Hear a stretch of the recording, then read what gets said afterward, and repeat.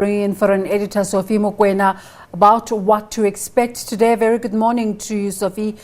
Quite a heated day yesterday. What can we expect today?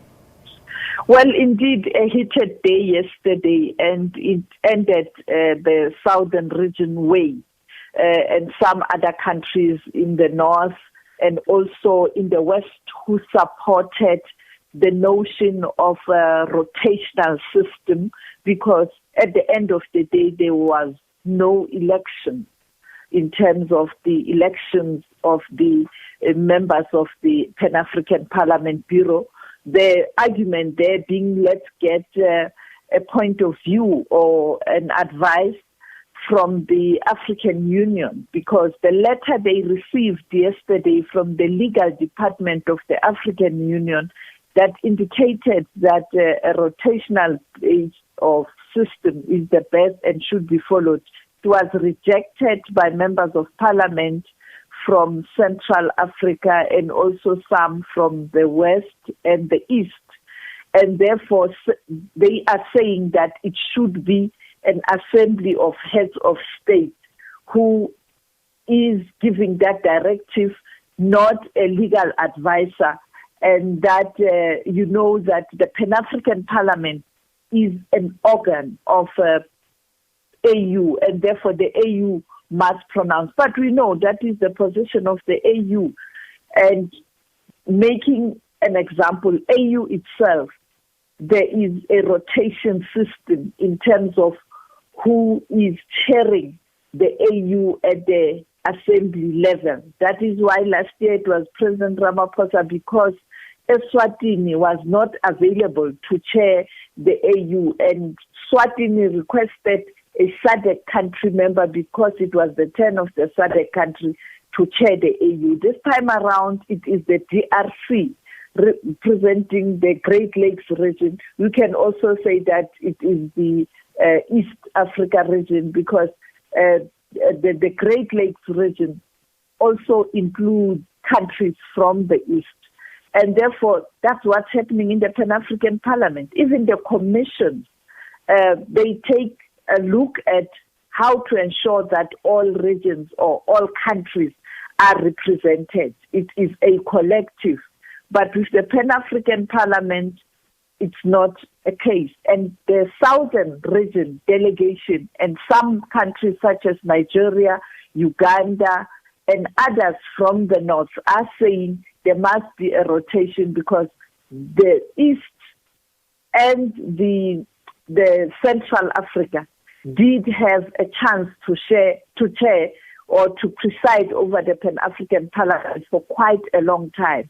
They agreed in 2016 there will be rotation, but the former president of the Pan-African Parliament, Roger Ngondo, is pushing for another candidate in the Central Africa. And that has been the complaint, that he is leading or trying to influence from the grave. You know, there has been a tense relations with him, because he was accused of corruption and being an autocratic leader and all of that.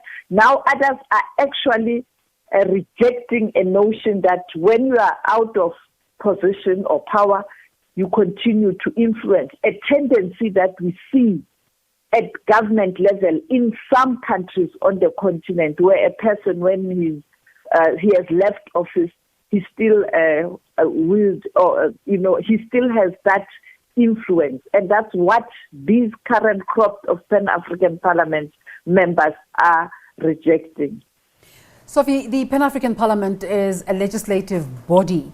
Just remind us, just in terms of influence, the influence they have on the work of the African Union, to the extent that people might feel that they want to fight for positions in the body. I think for me, my analysis on this one, having been privileged to cover the Pan-African Parliament since its inception, it is not about privileges right now and power. It is about making a statement that Africa must unite and we must be seen as all important on this continent and in every sector or institution that represents Africa, all Africans must be included and must have a voice. That is the position from those who are pushing for rotation, because it is not only the SADC countries who are saying we haven't been given an opportunity to chair this institution, even the North.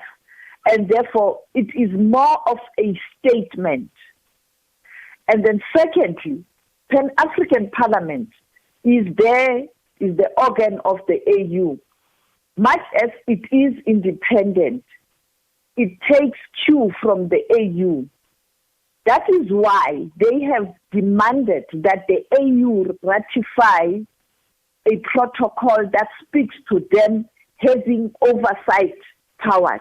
Why do they want to have those powers from the AU? If they are independent, why don't they just go and do oversight work without consulting African Union? And they don't have those powers. So it is not that powerful, but it's a symbol of unity on the continent, where you have members of parliament being part of this from different countries. From here, whatever they deliberate on, it is expected that they will influence their own legislatures. For example, on the issue of COVID-19, these are the issues that they are supposed to grapple with, particularly on how the continent is going to ensure that it is able to produce its own vaccines and drugs. This should be a time for them to deliberate on that.